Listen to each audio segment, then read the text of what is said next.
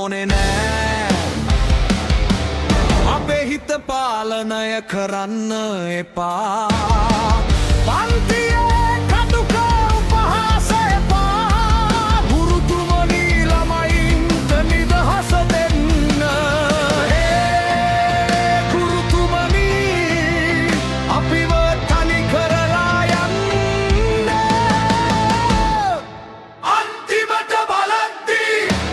තවත් බිත්තියේ කලක් විතරයි අන්තිමට බලද්දී ඔබත් බිත්තියේ කලක් විතරයි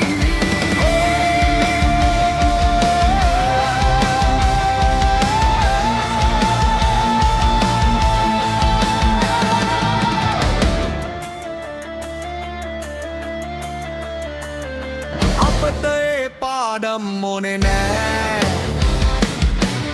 අපේ හිත පාලනය කරන්න එපා